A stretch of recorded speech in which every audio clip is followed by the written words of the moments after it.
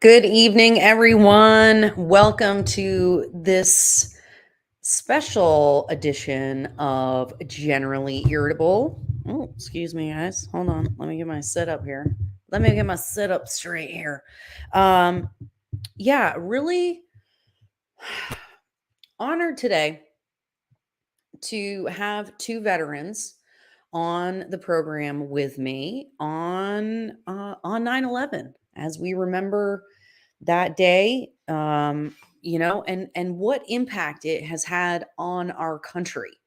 So I know for me, people always say, where were you on 9/11? What do you remember what was happening? And I was at work.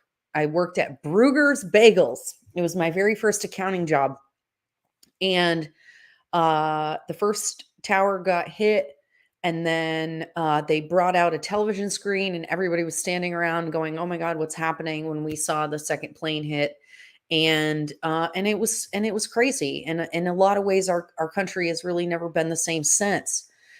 And the consequences of that were not only devastating, just as a nation, losing that many people, of course, the worst terrorist attack in our nation's history, but also the impact of war and the kind of culture of war that was created in that, and where we've gone from there.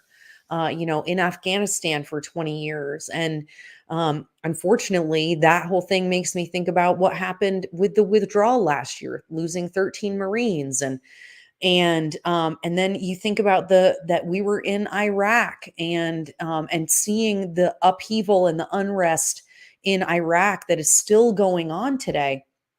And you just have to ask, what are we better off? Are we better off for the Patriot Act, where now the government has the right to spy on us? And so it's this weird mix of emotions, I feel like, comes with this day, right? We're in mourning. We're honoring the fallen heroes who, ran into those towers to rescue people. And we were at a Defend the Guard event this afternoon. We're going to be talking about that today. Defend the Guard. Olga Maria, the Libertarian Party chair of Vermont, her husband has leukemia from being a first responder from 9/11. And so you just, gosh, you guys, there's so much to think about on today. And so I'm really grateful that you're here with us, that you're here on this day, that there's so much to think about and consider what it means to be an American. How do we want to present ourselves around the world? And how do we want to take care of our nation here at home? And so that's what I'm really interested to talk about today, is this organization called Defend the Guard that wants to make Congress do its job and only send our National Guard overseas if there is actually a declaration of war.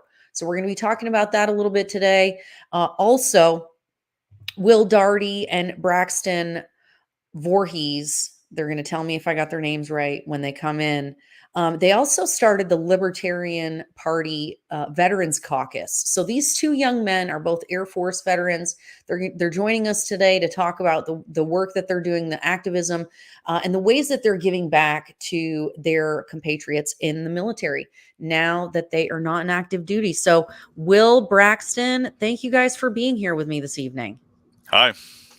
Thanks for having us. The names were spot on. Yes, I win. I totally win.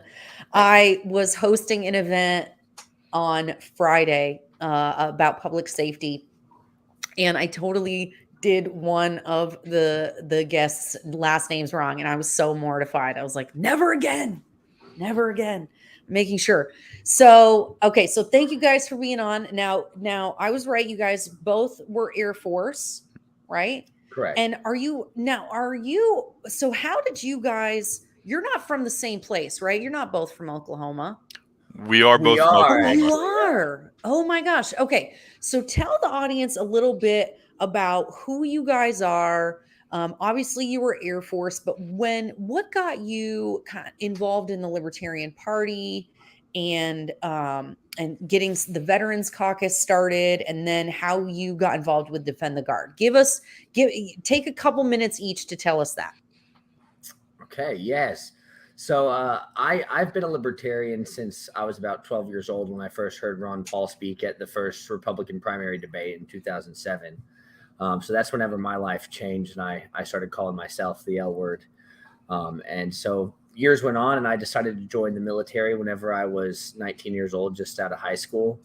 And at basic training, actually on the way to basic training at MEPS, which is the Military Entry Processing Station, where everybody exams you and makes you swear things and stuff like that. Before basic training, I met Braxton in the elevator, and he was going down too. So we were both in Oklahoma City, waiting to get our number called to head down to San Antonio for basic. So that's where we met. And the years went on, and we became really good friends and best friends after basic training. We were in the same flight. Our bunk beds were next to each other. So we would hang out, talk, and encourage each other on a regular basis to get through things.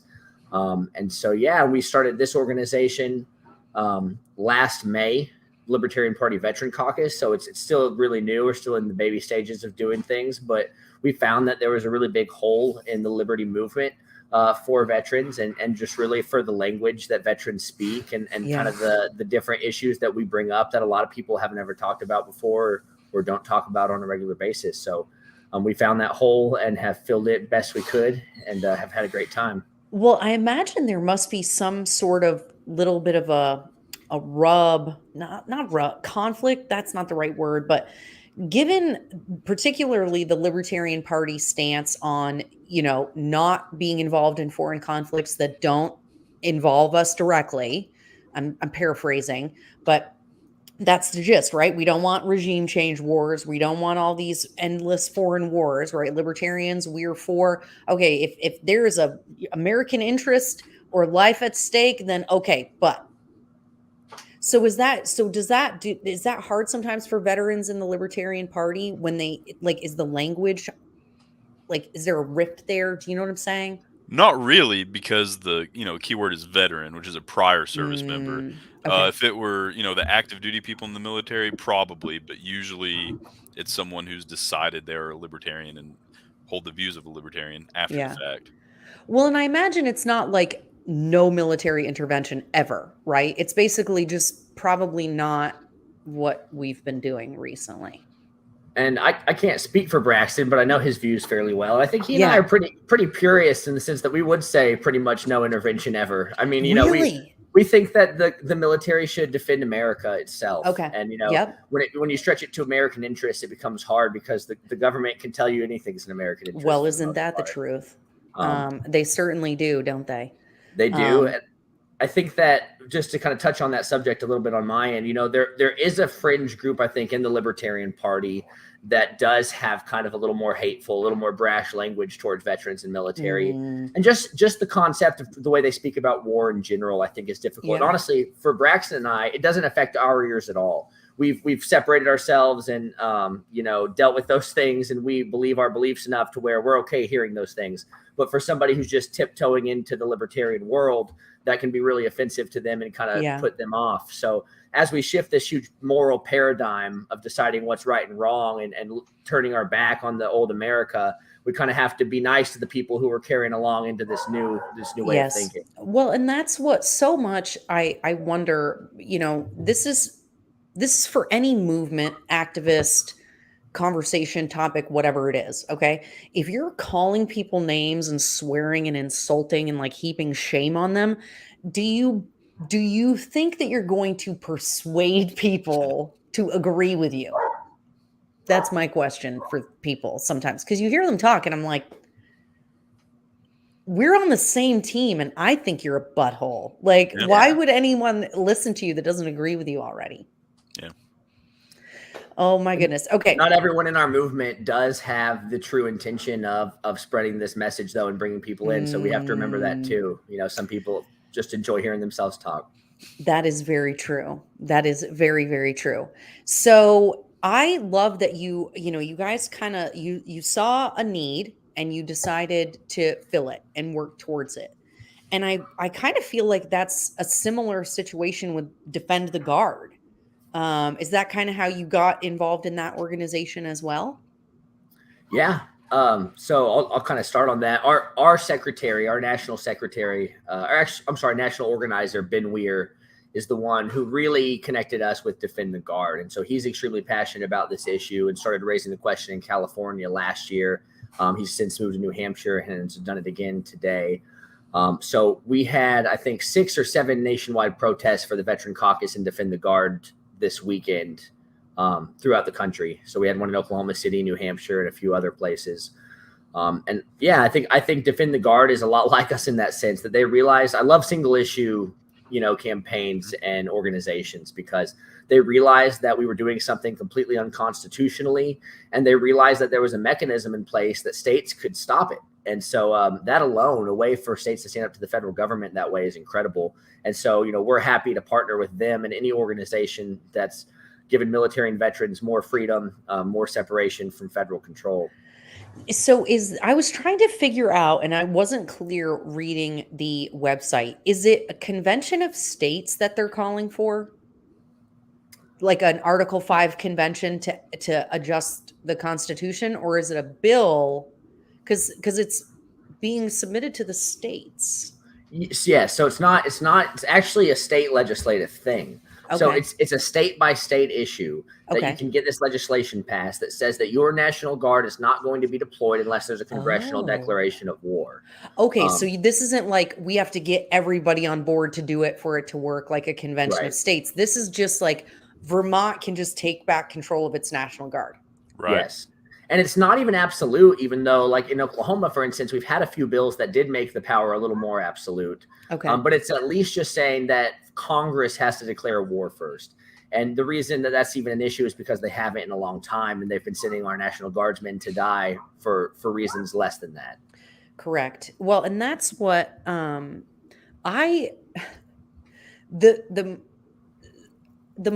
deeper I get into politics, and the more I learn, the more I study the Supreme Court and their decisions and just various aspects of United States government, you see all of these ways that our federal government no longer works the way that it's supposed to, the way that it was originally designed.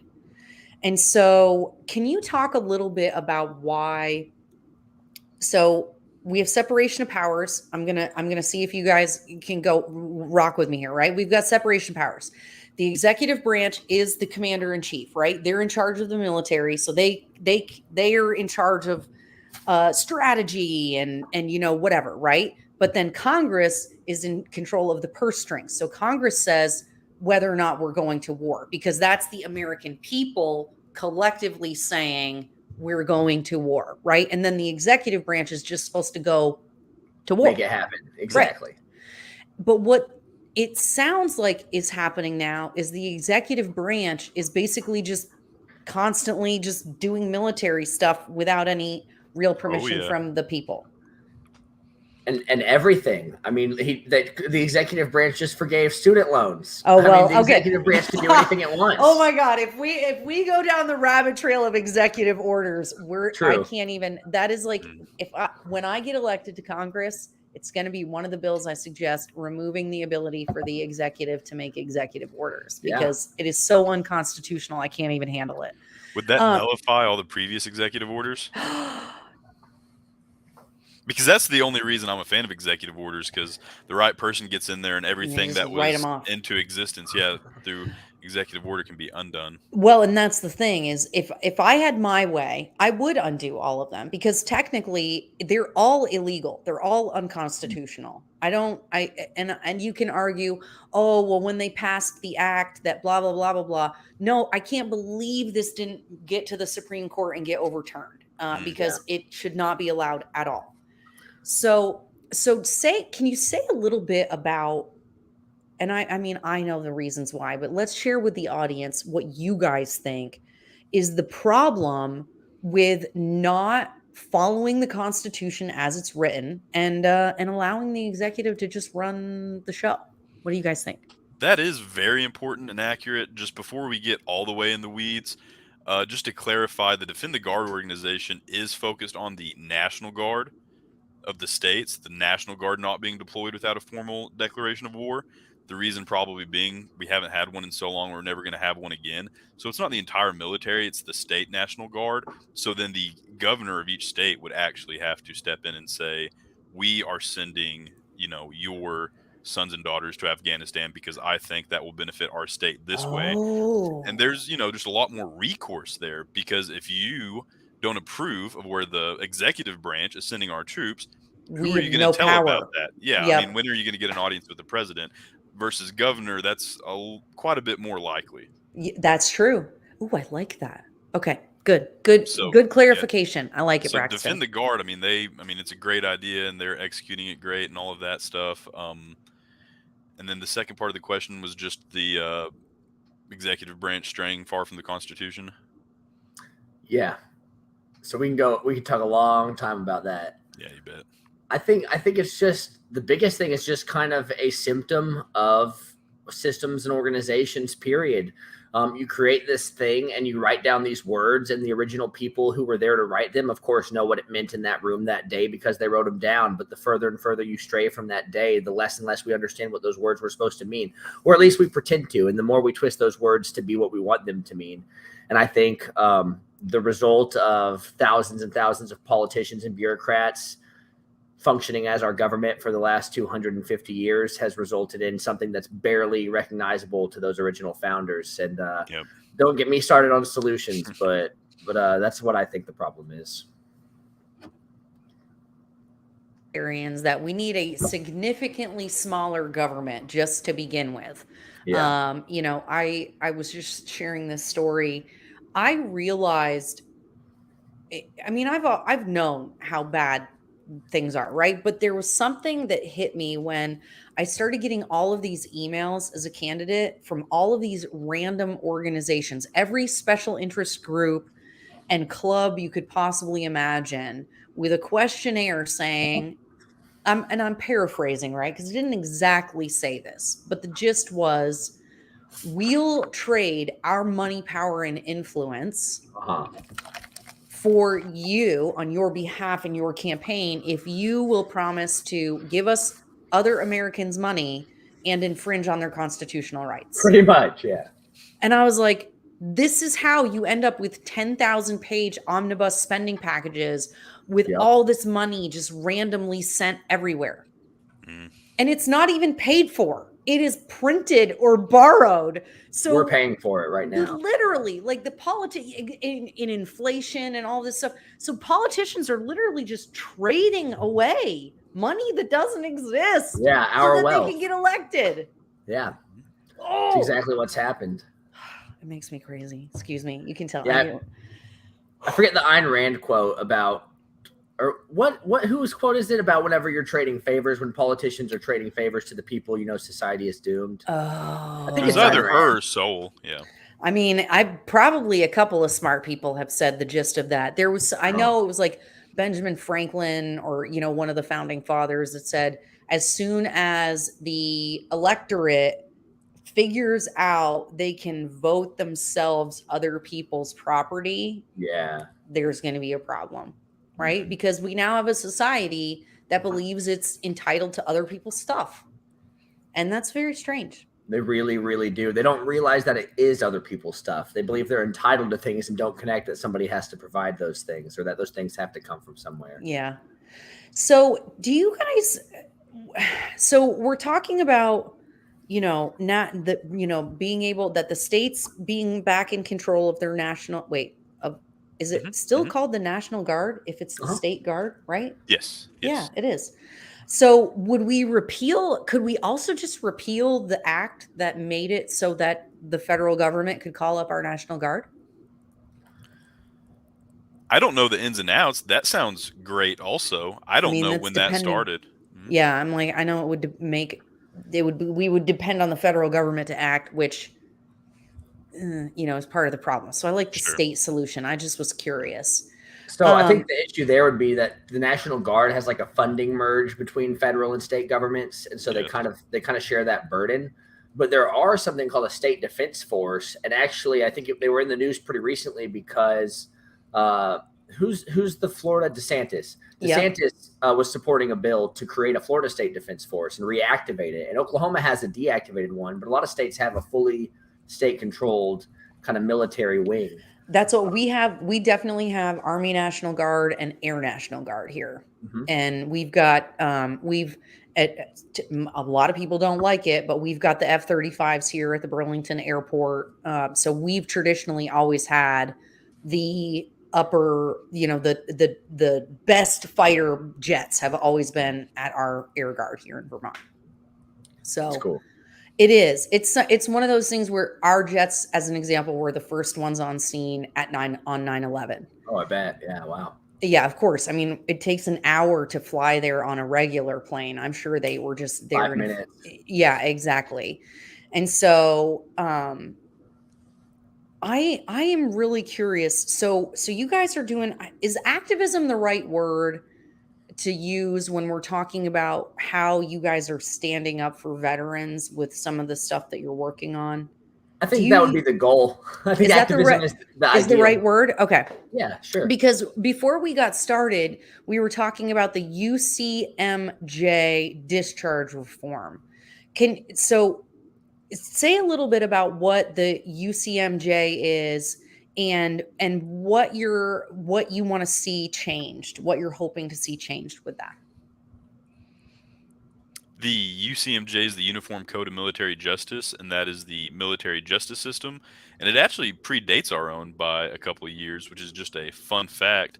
And it's a really big can of worms. The problem with it is a lot of laws are antiquated, and recently there's been several pushes from even inside the military to kind of change that. So that's an issue in and of itself. But what we advocate for specifically in the UCMJ is we just want fairer treatment for military members.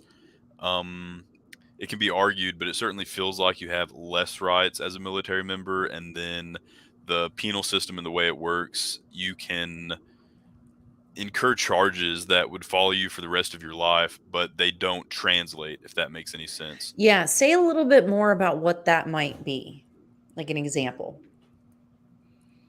The example you talked about before the show, I think, would probably be the perfect one with like the mishandling of documents. So the way it would be classified, and unfortunately, I don't know exactly how it would be worded, something close to like dereliction of duty. Okay. So, I mean, and there's things like that. If this is kind of an extreme example, but it's not the worst one. If you're in the military and you're late to work too many days in a row, they could kick you out of the military for that, and they could call that dereliction of duty. And then, your next employer or, somebody like that, you're going to have to explain, well, actually, why I was late to work, but they kind of word it to seem like it's even worse. And who's going to believe that? I'm not. I imagine like I'm an employer. Right. I'm an employer. So if I saw something from in your record and it was like dereliction of duty, that sounds terrible to me. Like in my mind, that means somebody got hurt because you didn't do your job. Right. Sure. So whether or not that's actually the case, and if you say, oh no, it's because I was late to work, I would you get kicked out of the military for that.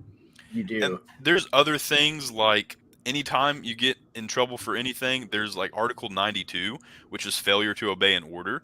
And then there's Article 134, which is a catch-all article, because since the UCMJ is so hard to amend, they just made this article that, whenever a new crime comes up, instead of amending the Uniform Code of Military Justice, they just slap you with the 132. So if you are, if you're in trouble for being late to work, well, you've also violated a direct order, and so they throw extra articles on there. So it's not. That's how they get you with the vaccines and things like that too. Oh my gosh! Anything that's breaking an order is now a crime, and now could cost you your career, and then also your future career. Okay, so basically, and so this is. Oh, sorry. Oh, go ahead. Yeah, but just while you're in, if you do anything against their will, your life might be screwed for it. Wow. Okay, and so this is what you guys were talking about, because your military benefits are connected to that.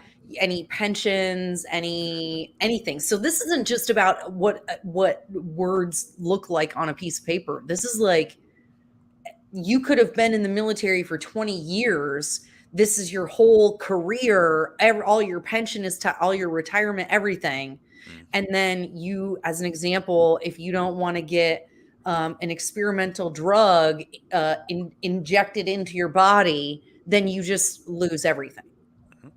Yeah, Wow. we saw that happen. We've talked to a couple guys who were in that exact situation. Okay. That already earned their benefits and stuff, and just said that it was just against their conscience too much. They couldn't do it, and they took the ticket out.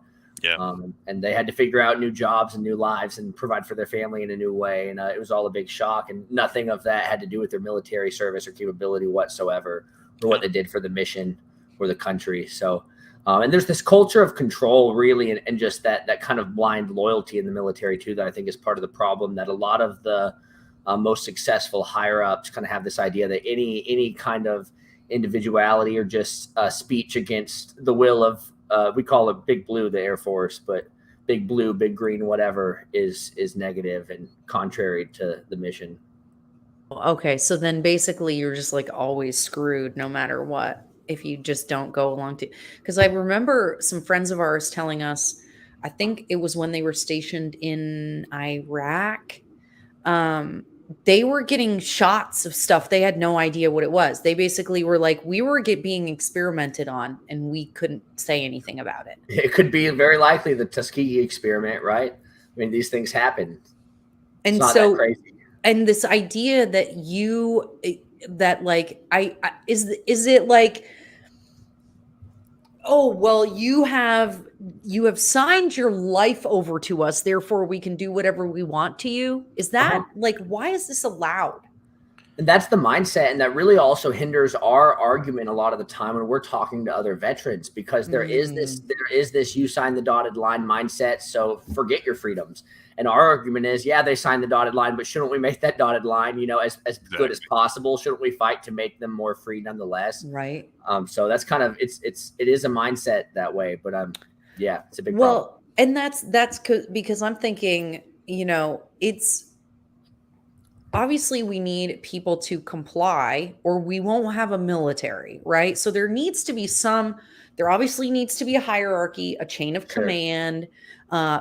Sometimes you're not going to get all the details and you are only going to get to know what you need to know. Okay, I can see that. But I don't think that means that we can then do experiments on you. Exactly. Right. Well, and I think it's important to remember exactly how much of a top-down organization the military is. I can't think of a better example. Sorry, Braxton. Okay. Start that up. You can't think of a better example. Say that again.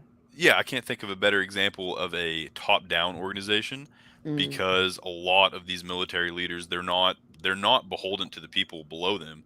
They're only beholden to the people above them. And there's a lot of there's kind of some weird ebbs and flows where, when you start talking about generals, they're basically appointed by Congress, each stars with congressional approval. But everything below that, it's just top down. And there's not very much recourse at all.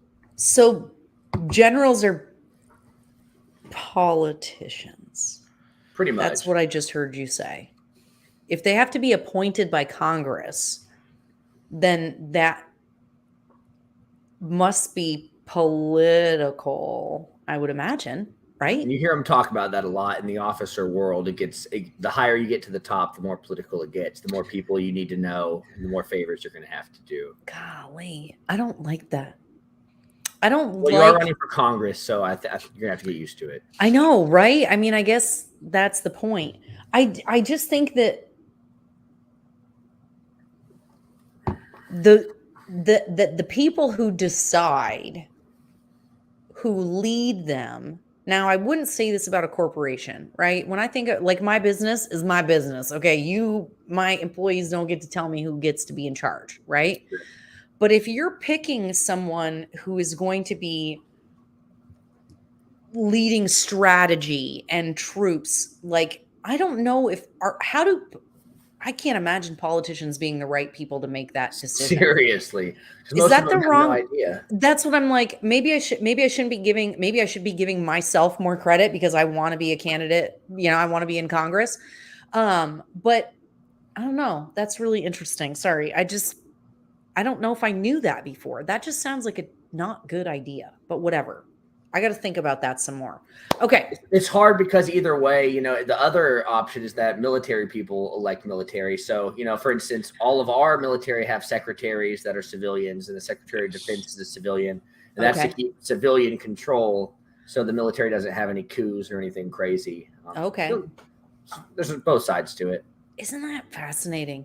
It is so, when I think about how people, I think, don't realize how much of our safety and security really just comes from the consent of the other people in the community to not be crazy buttholes.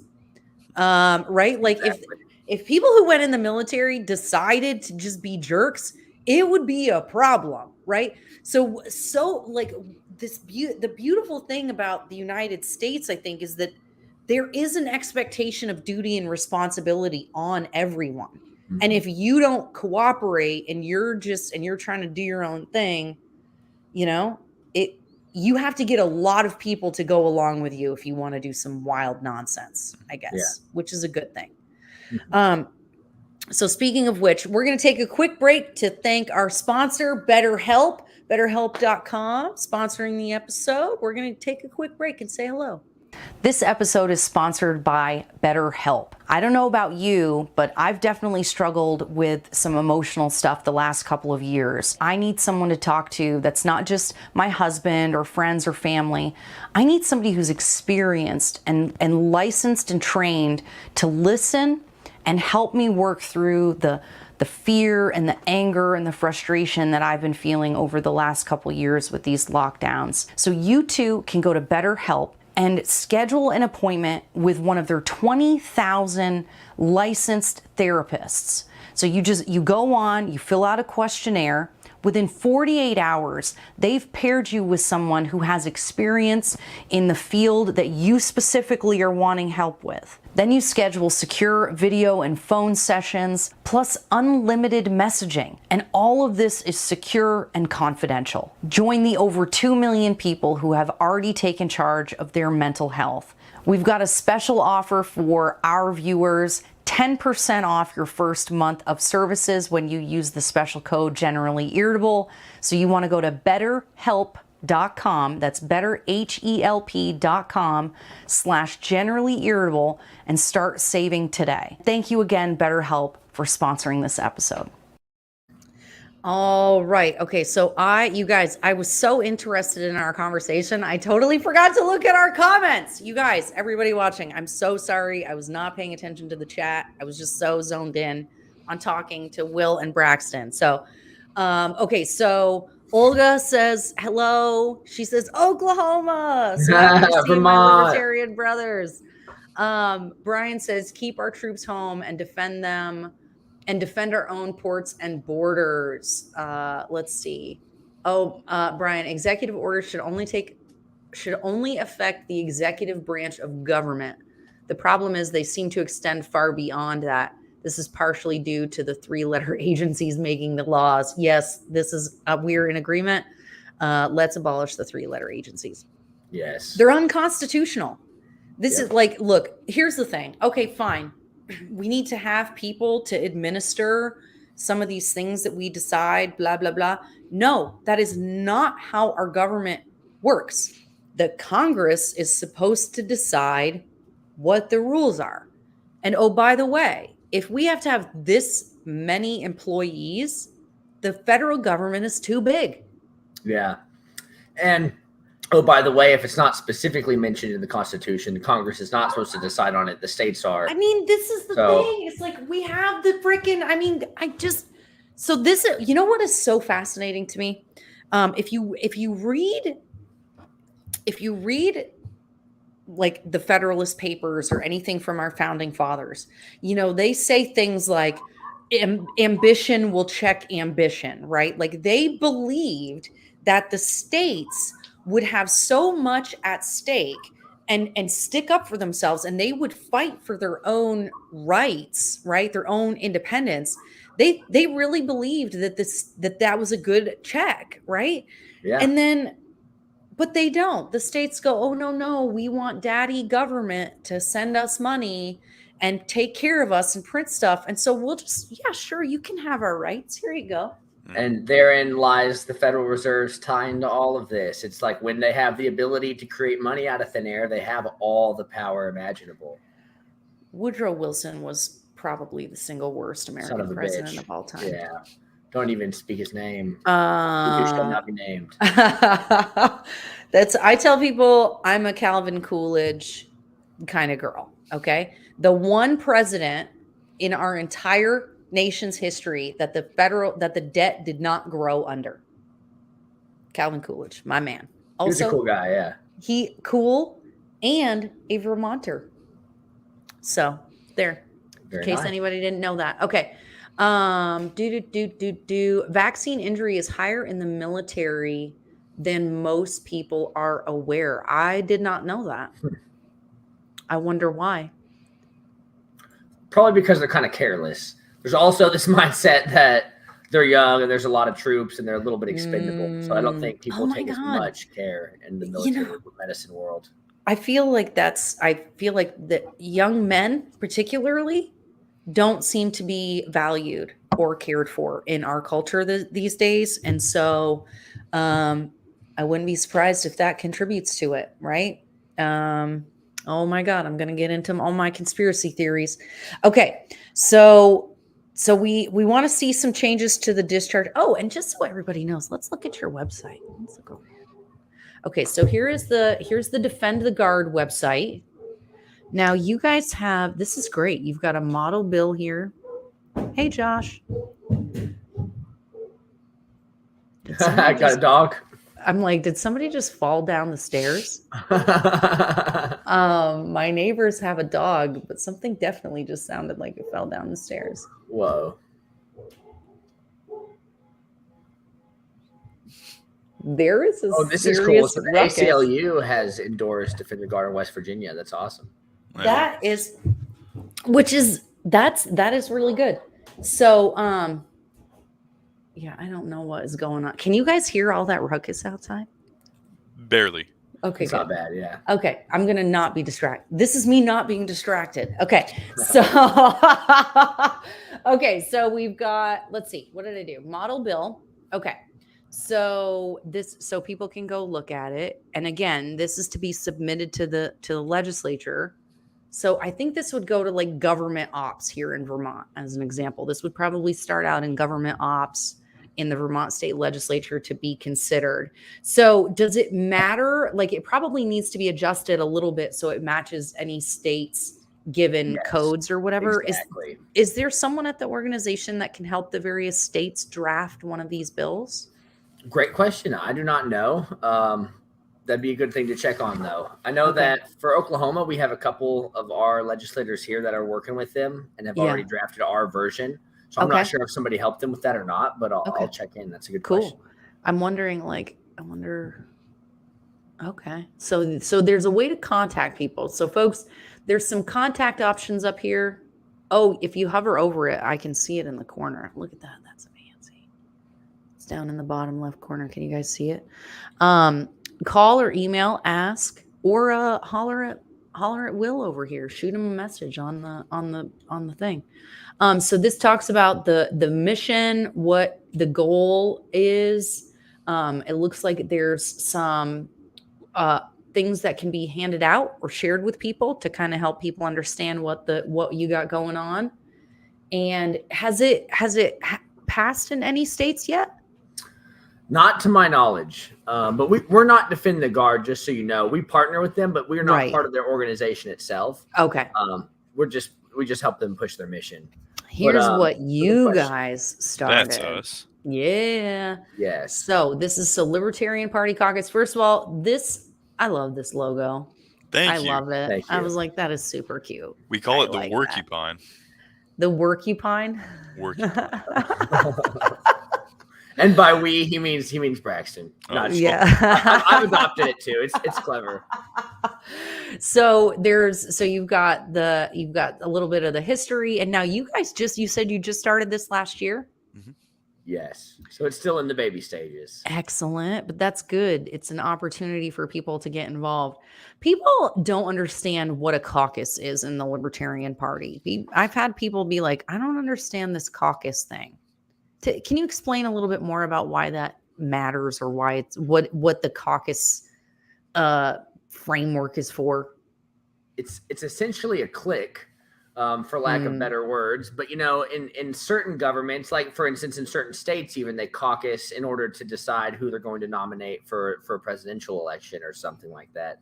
And in our federal government, there's caucuses, and in most state governments, there's caucuses of single issue groups, unified groups for specific purposes. In fact, there's even veteran caucuses in Congress and the Senate currently, that help with veteran bills and things. So in the Libertarian Party, we instead make caucuses something that all of our members can be a part of. And so it's single issue groups, or just groups that share a common ideology or frame of mind, and they come together and push for that kind of change in general and inside the Libertarian Party and liberty movement. So that's where we got to make this.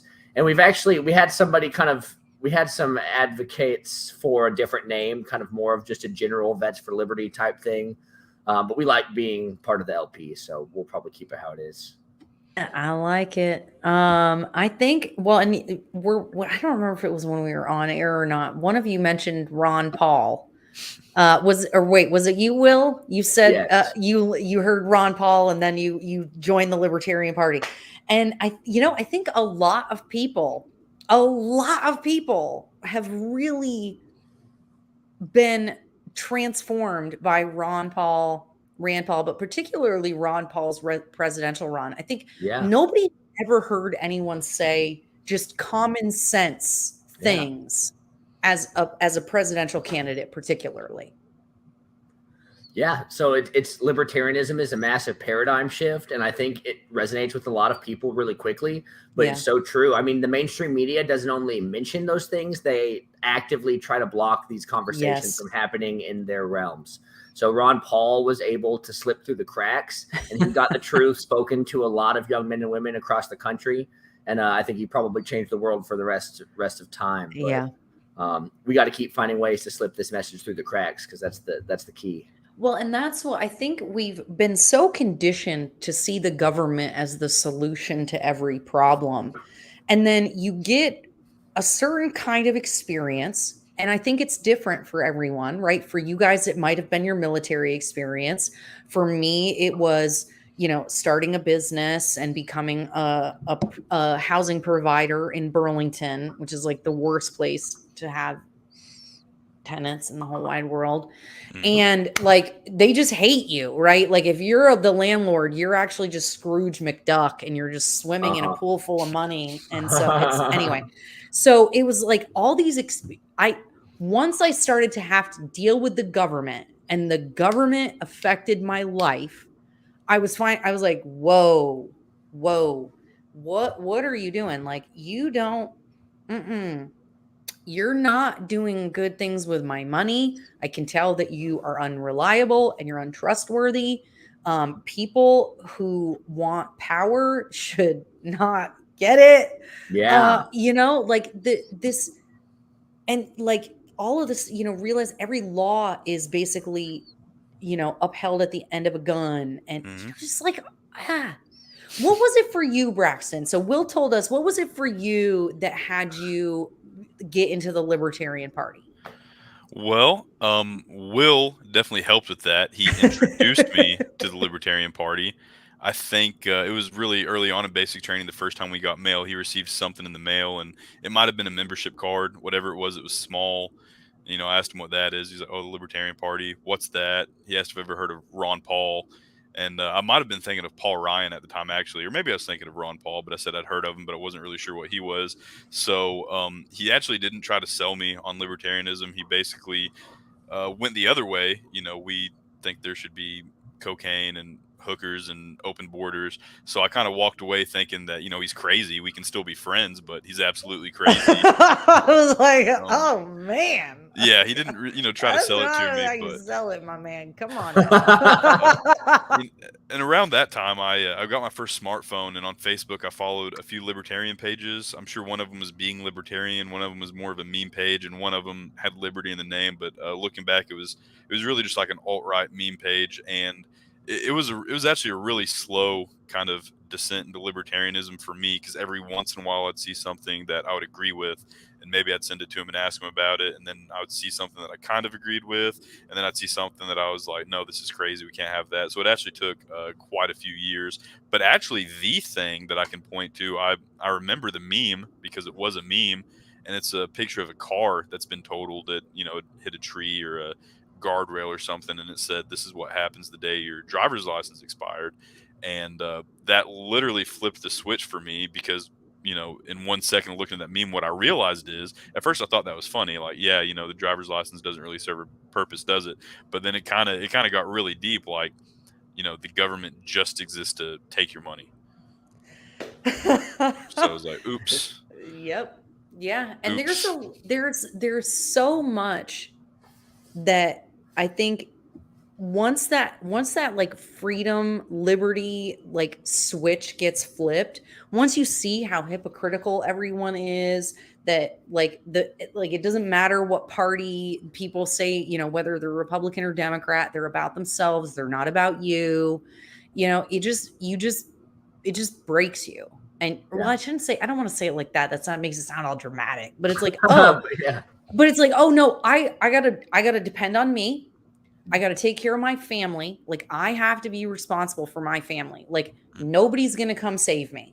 I'm responsible. And oh, by the way, stuff is messed up out there, and I'm responsible for helping fix that too. I got to go help people. Yeah. It's like you become responsible in a way. It's true. And I think that's the reason a lot of people struggle with the message, is that responsibility is uncomfortable. Most people can't reconcile that. So I think when you tell people, libertarians, that they have to take care of themselves and their neighbors, and that's how we're going to fix things, I think especially, I think about this with the really like hyper wealthy Democrats. Like they're terrible, but they want to just, vote Democrat. Now we're moral. Now we're supporting a moral, charitable society, because they're not actually doing that themselves. But I think a lot of people struggle with that responsibility. I can't tell you, I'm an accountant. I do bookkeeping for businesses and individuals. I can't tell you how many clients I've had over the years that have a 6-figure income that give $0 to charity. And they're not Republicans and libertarians. I can tell you that. And so it's just this idea, right? And it's like, do you just think it's someone else's problem? Like, if I just throw some money at it, somebody will fix it. Right. And And on it's the not other my end, responsibility. if you look to politicians, I've said for the longest time now, if you want to help people, and we're talking about poor people, I think politics would actually be the worst place for that. All of these candidates, especially like the Democratic Socialists, they say, if you care about poor people, elect me.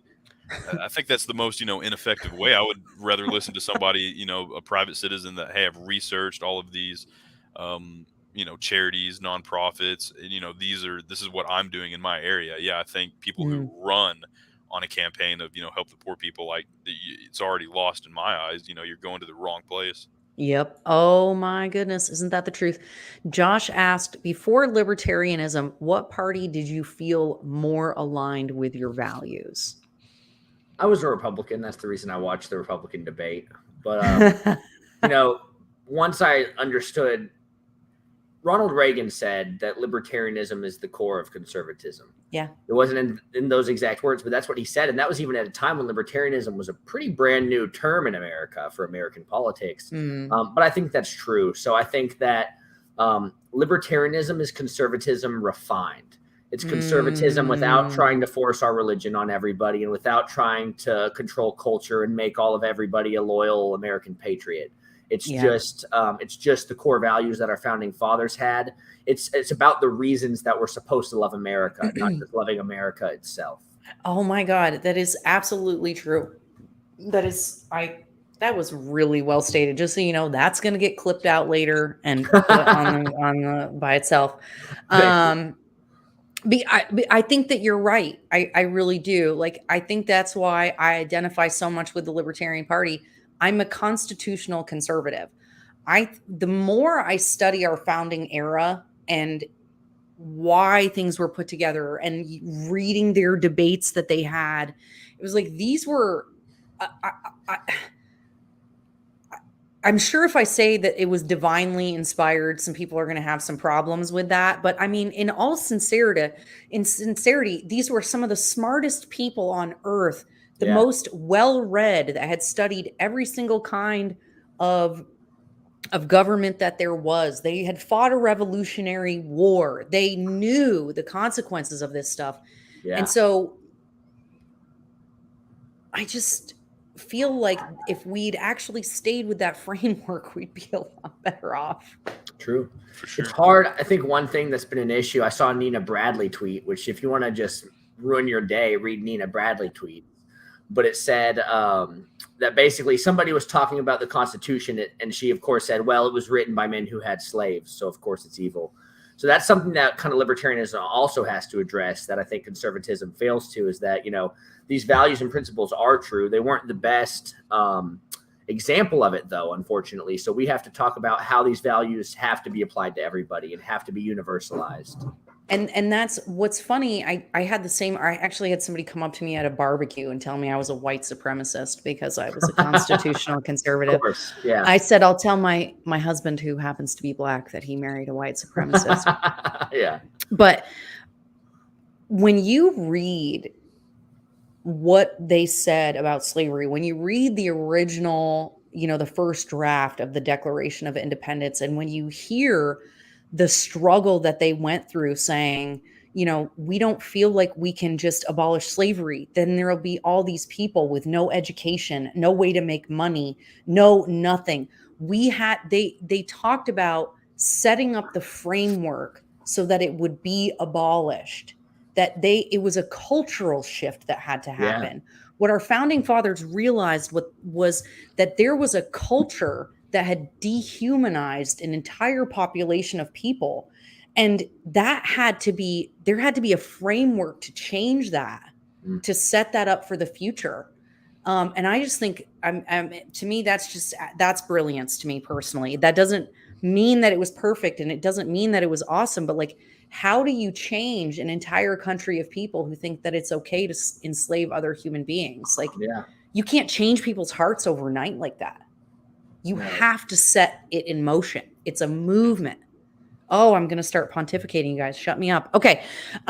So before we get off, let's see. Amanda says, we need to stop the politics. There's no need for parties at all. Oh, that's interesting. That automatically creates a divide.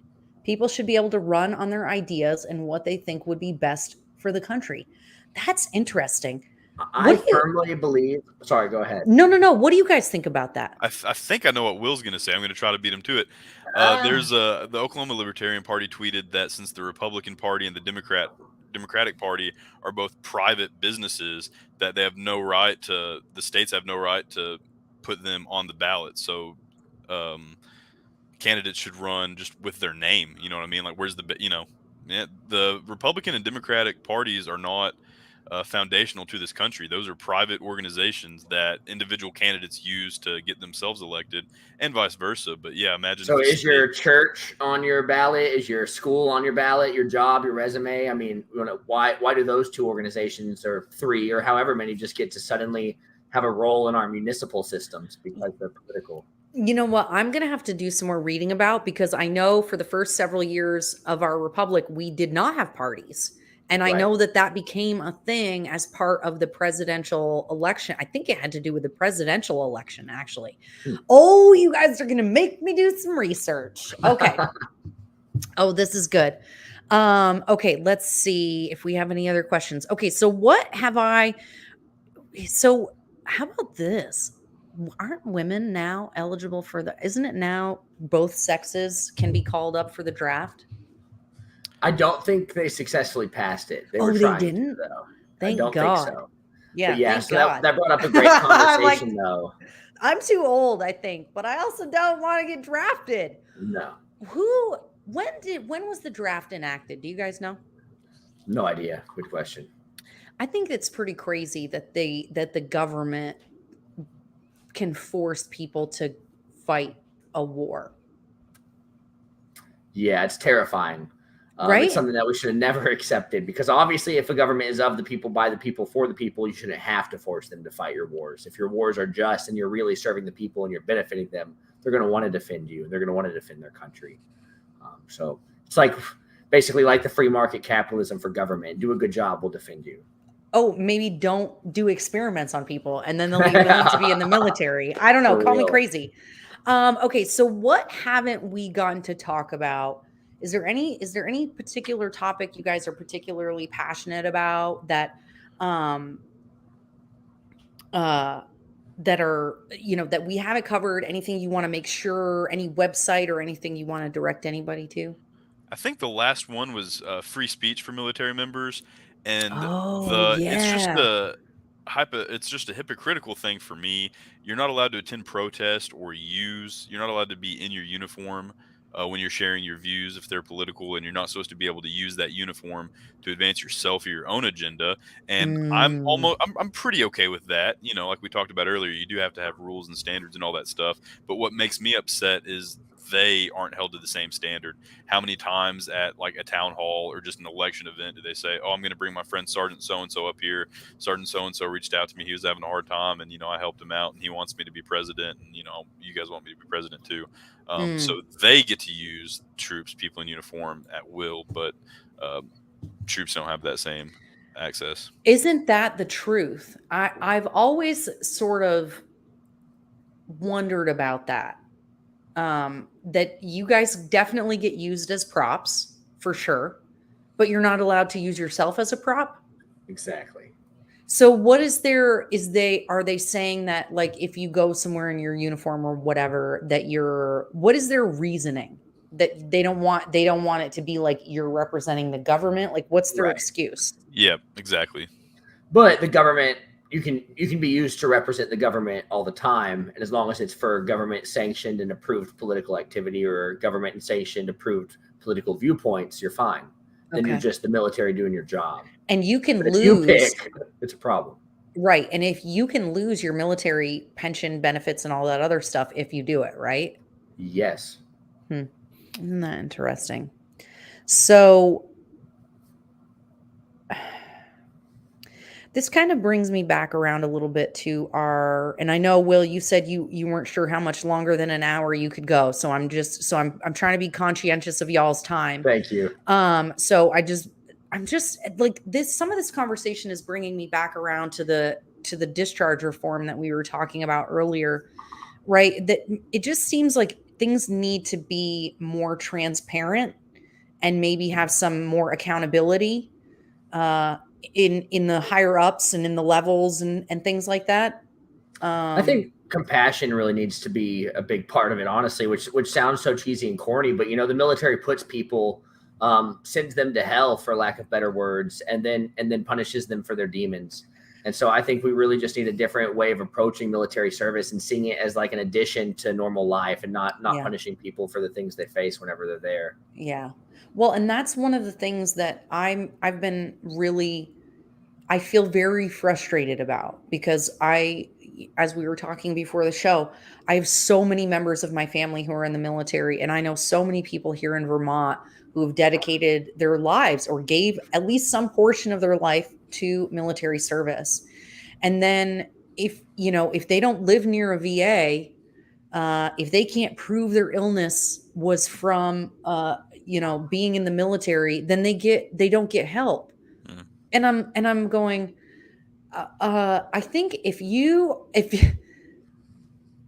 especially this idea that we would send our children, for lack of a better word, into a war zone and then not make sure, because you can't come back from that not messed up. Okay. Yeah. Like you can't be changed. You can't not be changed by experiencing that much human suffering. You can't. And this idea that there isn't just like I mean, I would normally not say, a blank check to the government is a good idea, but I kind of feel like for veterans, it should be another story. We're asking you to sacrifice literally your mental health for the rest of your life and and everything. And then we're not going to just be like, oh, you need to go to a therapist. Okay. Like, why is this even a question? I can't believe that we're having we'll spend millions of dollars on a study to check for how cocaine affects the promiscuity of carrier pigeons. But my friends have to drive all the way down to freaking White River Junction to be seen for a mental health appointment. Why? I don't understand. And so I just think we can do better. I just think we can really do a lot better. Agreed. And oh my gosh, I just totally went off on my soapbox here. Let's see. What else? Anything? I'm looking for any last minute questions. You have to get permission to get a tattoo in the military?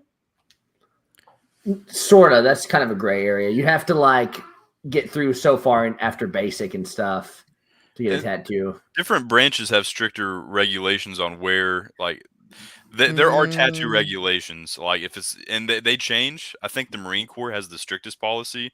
When we were in the Air Force, you couldn't have anything that was visible on the neck or below the wrist. But they've actually changed that. If it's visible, if it's on your hands or your neck, it just has to be, I think, smaller than a quarter of the shown portion. So they have all these rules. And a lot of times, I know that's a big one in the Marine Corps since they're so strict. If you get a tattoo that's outside of regulations, they don't let you re-enlist is usually the punishment for that. So usually, yeah, people do that out the door. Oh my God. What? Why? What does a tattoo matter? Oh my God, you guys, this is crazy. This is why we can't get people in the military. True. This is so funny. I'm sorry. That is hysterical, especially with how our culture is now. There's so many people with tattoos. Oh my God. Okay. So the point is that like so many other parts of the government, we could be doing a lot better. We could be streamlining the process. We could be making things easier. We could be making it less silly, basically. Okay. Absolutely. So tell everybody if they want to follow you on socials and Twitter and whatever, tell everybody where they should go. You can follow us at LP Vets. That is our hashtag on everything, or our screen name. Follow me at Will4OK on everything else. And if you find us anywhere on social media for the Libertarian Party Veteran Caucus, we have our link tree posted everywhere. So find us one place, you'll find us everywhere. And also check out the Not a Real Libertarian podcast. And that is my cat. Not a Real Libertarian podcast? What is this? Yeah, Not a Is Real that you Libertarian guys? podcast. Well, we are very affiliated. I have a Wednesday night veteran show, Not a Real Veteran, but Will's one of the founding members of that one and the Not a Real Libertarian podcast. I took a hiatus from podcasting for a while because my life got a little too busy. But Braxton's carrying the torch, and it's a great podcast though. It's a lot of fun. Excellent. Okay, I'm going to post that in the chat too. Thank you. Okay, you guys. Let's see. Oh, Olga did it. Olga, you're so good. Wow. Oh, and she did the look at you. I didn't even have to post anything. She's freaking awesome. We have the best party chair here in Vermont. I'm so,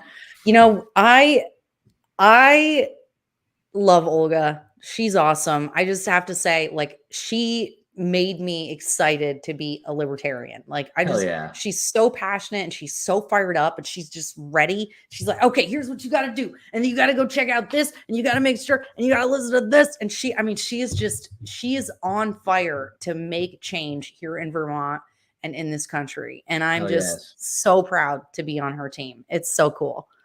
All right, guys. Well, thank you so much for being with us this evening. And for you, we're going to close with a commercial for our book, Reasons to Trust the Government, which I gave you guys a preview of. I love it. Right. So we're going to close with the commercial here. Oh, Josh, when will you return to Barry Beat and give us an update? Holler at your girl, dude. Shoot me an email. And because otherwise it doesn't exist in my life. And if it's not in an email, it doesn't exist. And we'll schedule something. Okay. All right. Hold on, guys. Let's see. Where is it? Bye, guys. Thanks, See ya. Erica. Oh, here we go. This book will give you wings. What kind of wings? Not like Icarus wings, like eagle's wings. What about dragons? You'll have dragon's blood. You'll be able to breathe fire. Fire like the Ultra Eagle Drago Guard. This book will make you smarter. Yes. I'm not just talking honor roll smart. I'm talking Nikola Tesla smart. You'll be so good looking, Brad Pitt will be jealous. Do you want to make money? How much money? Elon Musk money. That's a lot of money. People will think you're Elon Musk, but you're not Elon Musk. But they'll think you're Elon Musk, because you pay taxes like Elon Musk. And you have to argue with Elizabeth Warren because she thinks you're Elon Musk. Do you want freedom? How much freedom? All the freedom. One to America. How much freedom do you want? America. Double.